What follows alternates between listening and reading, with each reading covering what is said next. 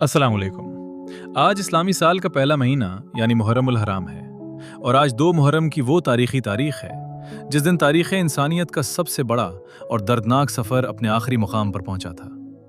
आज ही के दिन सन 61 हिजरी को नवासा रसूल जिगर गोशा फातिमा हज़रत इमाम हुसैन रज़ी अल्लाह ताला अन्हु अपने अहलो अयाल और वफादार साथियों के साथ करबला की तपती हुई ज़मीन पर पहुंचे थे।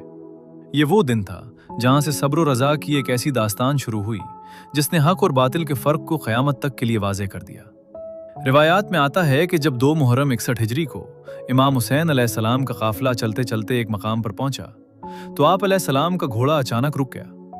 इमाम अली मकाम ने घोड़ा बदलने का हुक्म दिया। दूसरा घोड़ा लाया गया लेकिन वो भी आगे ना बढ़ा। आप अलैहिस्सलाम ने बारी बारी कई घोड़े बदले मगर कोई भी घोड़ा इस ज़मीन से आगे बढ़ने को तैयार नहीं था।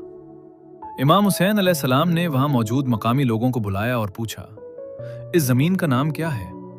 किसी ने कहा इसे अखर कहते हैं, किसी ने कहा नैनवा। इमाम अली मकाम अलैहिस्सलाम ने फरमाया, क्या इसका कोई और नाम भी है? तब एक बुजुर्ग ने आगे बढ़कर कहा, ए नवासा रसूल सल्लल्लाहु अलैहि वसल्लम, इस जमीन को करबला भी कहते हैं। यह नाम सुनते ही इमाम हुसैन अलैहिस्सलाम की आंखों में आंसू आ गए और आप अलैहिस्सलाम ने फरमाया, खुदा की कसम, यही कर्ब और बला की जगह है। यही वो जगह है जहां हमारे ऊंट बैठेंगे। यही वो जगह है जहां हमारा खून बहाया जाएगा।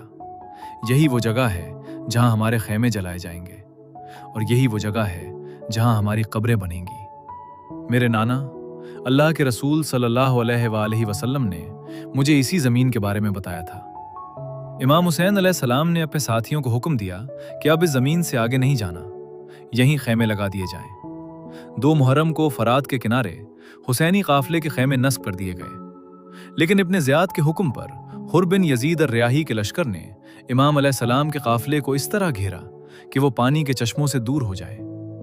ये मजलूमियत के सफ़र का बाकायदा आगाज था जहां एक तरफ बेहतर नफूस पर मुश्तमिल खानवादा रसूल सल्लल्लाहु अलैहि वसल्लम था और दूसरी तरफ यजीद की कसीर फौज। नाजरीन, 2 मुहर्रम उल हराम का ये दिन हमें याद दिलाता है कि इमाम हुसैन अलैहिस्सलाम को पहले से मालूम था कि इस ज़मीन पर उनके साथ क्या होने वाला है, लेकिन उन्होंने दीन इस्लाम की सरबुलंदी और हक के तहफ़्फ़ुज़ के लिए अपने कदम पीछे नहीं हटाए। करबला सिर्फ एक मैदान का नाम नहीं बल्कि हक पर डट जाने के जज्बे का नाम है। अगर आपको इमाम हुसैन अलैहिस्सलाम की ज़िंदगी और वाक़या करबला से मोहब्बत है